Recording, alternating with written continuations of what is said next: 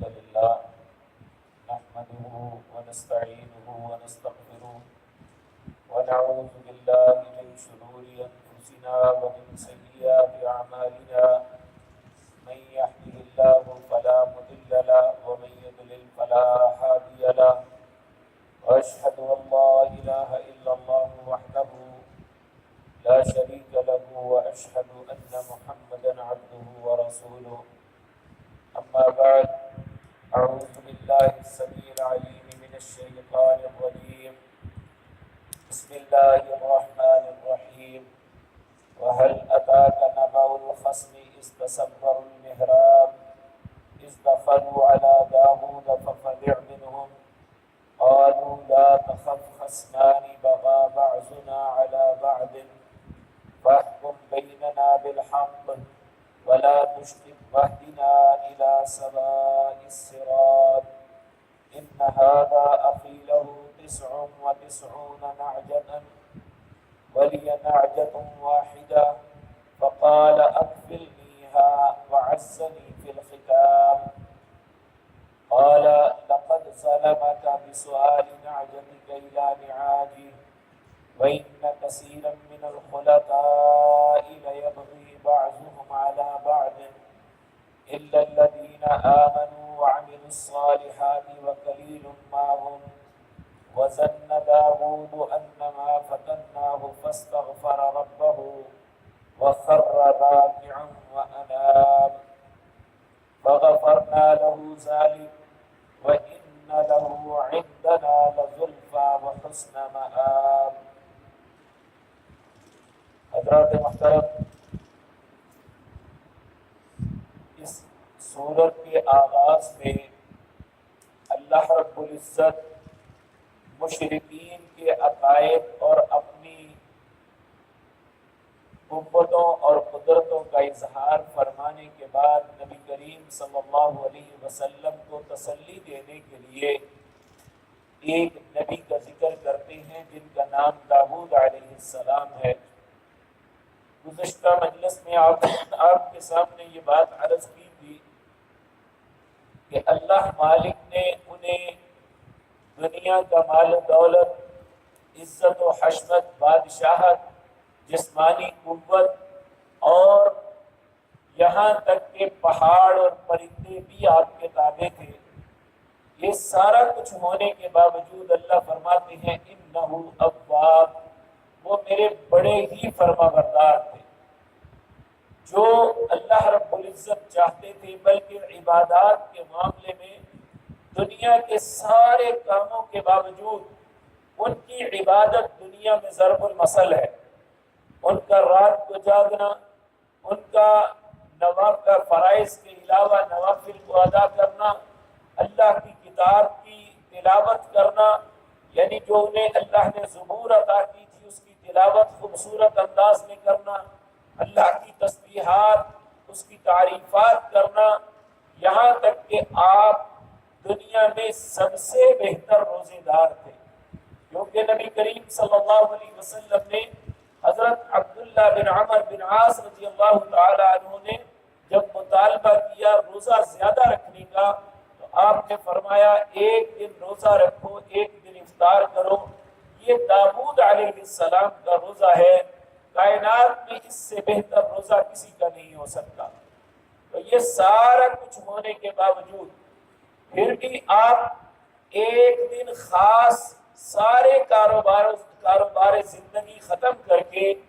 اپنے عبادت خانے میں اپنے آپ کو محصور کر لیتے، اعتکاف کی طرح بیٹھ جاتے اور وہاں اللہ کی عبادت کرتے۔ لیکن یہاں اللہ ایک مثال دے کے یہ بات فرما رہی ہے اور ہمیں بھی یہ ایک سبق ہے، بلکہ کائنات کے ہر انسان کے لیے ہے کہ جو لوگ عبادت کے شوقین ہیں، بہت خوبصورت بات ہے کہ وہ اللہ کی عبادت کرتے ہیں،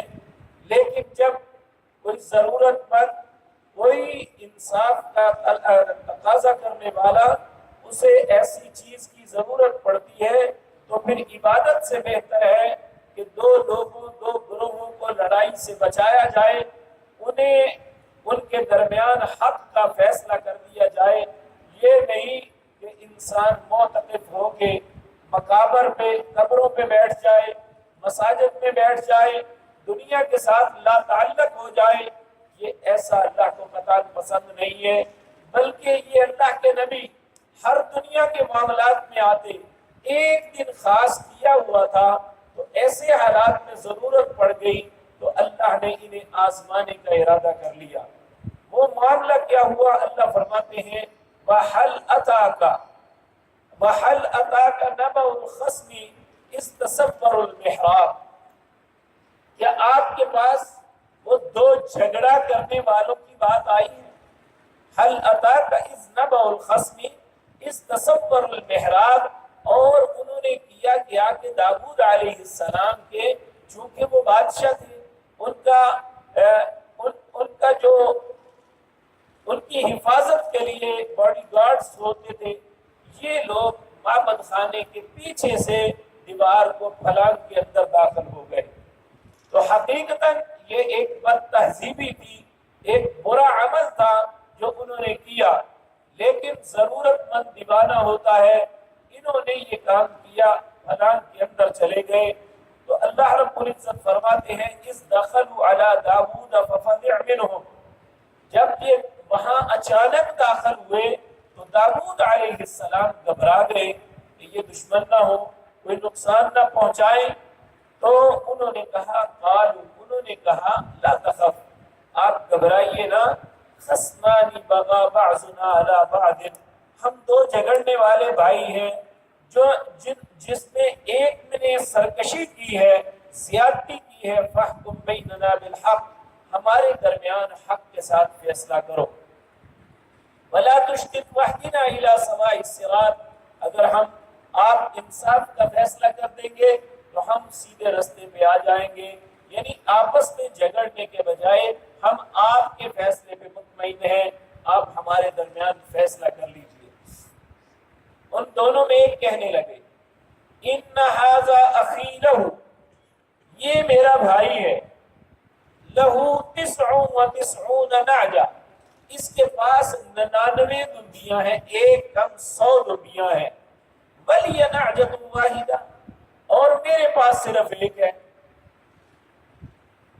ولی نعجۃ واحدہ فقال اکفلنیھا، یہ کہتا ہے یہ مجھے دے دو، یعنی جس کے پاس پہلے سے 99 ہیں وہ میرے پاس ایک ہی ہے، یہ کہتا ہے مجھے دے دو،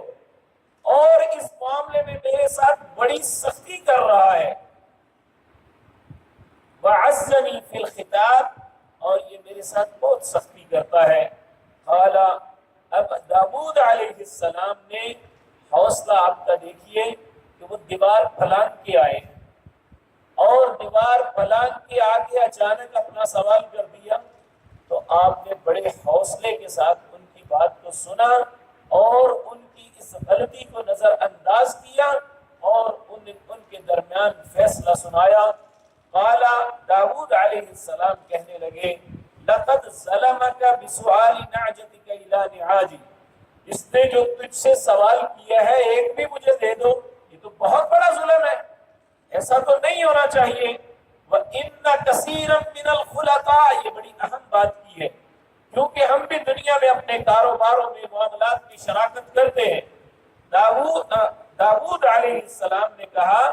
وَإِنَّ كَثِيرًا مِنَ الْخُلَطَاءِ لَيَبْغِي بَعْضُهُمْ عَلَى بَعْضٍ، دنیا میں بہت سے شراکت دار ایسے ہیں، یعنی جو ایکٹیو پارٹنر ہوتا ہے یا جس کے ہاتھ میں گیم ہوتی ہے یا جس کی شراکت زیادہ ہوتی ہے، وہ دوسرے پہ ہمیشہ ظلم کرتا ہے،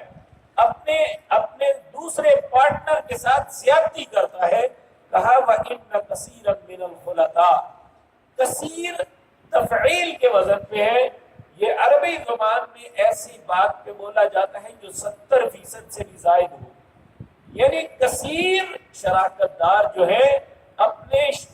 کمزور شراکت دار کے اوپر ظلم کرتے ہیں، جس طرح کہ یہ کر رہا ہے کہ 99 دمبیاں اس کی ہے، ایک اس بیچارے کی ہے، وہ کہتا ہے وہ بھی مجھے دے دو۔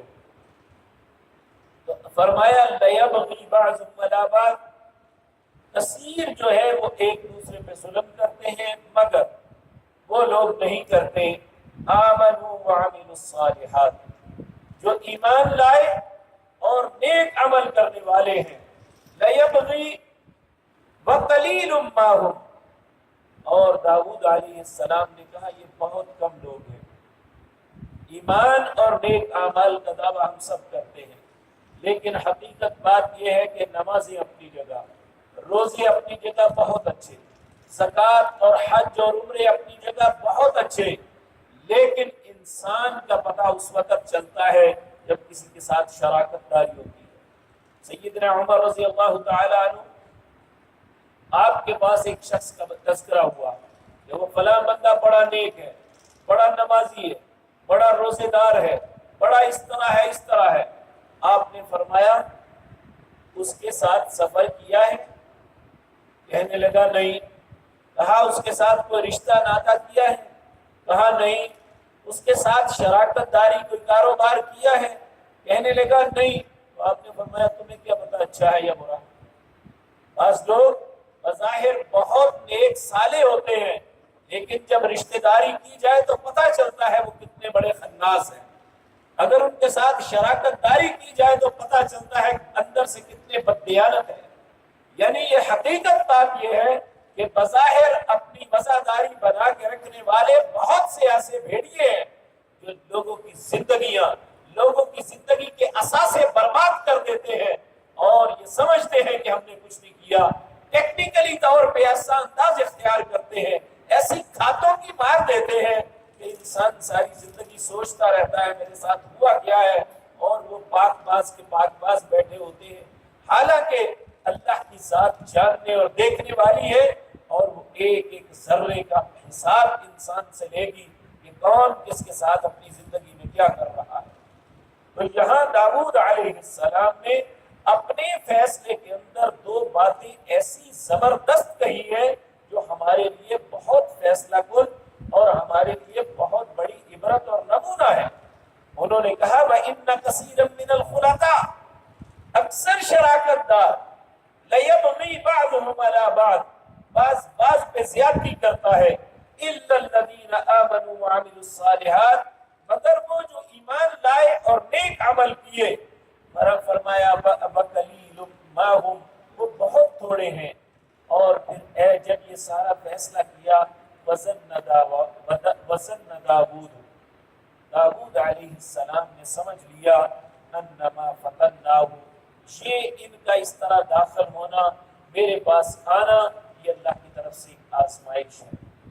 تو جب یہ آزمائش ہوئی تو اس میں حوصلے کے ساتھ یہ سارا معاملہ کرنے کے بعد اللہ سے معافی مانگنے لگے، فاستغفروا ربہم، اپنے رب سے استغفار کرنے لگے، اللہ میں آزمائش کے قابل نہیں ہوں۔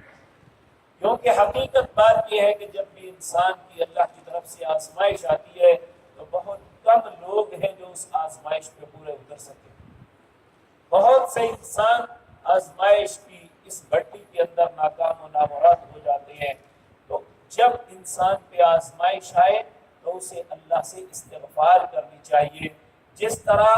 داؤد علیہ السلام نے اللہ رب العزت نے استغفار کی۔ وَظَنَّ داؤد نے سمجھ لیا انما فتناہ، یہ انہیں آزمایا جا رہا ہے، فاستغفر ربہ، وہ رب سے معافی طلب کرنے لگے، وخر راکعا واناب، اور وہ گر گئے سجدے کے اندر۔ یا داؤد فغفر ذلک، اللہ کہتے ہیں ہم نے انہیں معاف کر دیا۔ جب یہ آزمائش پہ پورے اترے تو ہم نے فغفرنا لہ ذلک، ہم نے انہیں معاف کر دیا۔ وَإِنَّ لَهُ عِندَنَا لَزُلْفَىٰ، وہ ہمارے پاس ایک بہت اچھا مقام رکھتے تھے، وَحُسْنَ مَآب، اور ہمارے بہت اچھے فرما بردار تھے۔ اے اللہ ہمیں بھی اپنا فرما بردار بنانا، ہمیں بھی ایسا بنانا کہ آپ ہمارے لیے اچھے کلمات، اچھے جذبات رکھیں۔ اے مالک الملک، ہمیں اپنے انبیاء اور رسل کے طریقوں پہ چلنے کی توفیق عطا فرمانا۔ اقول قولی ھذا واستغفر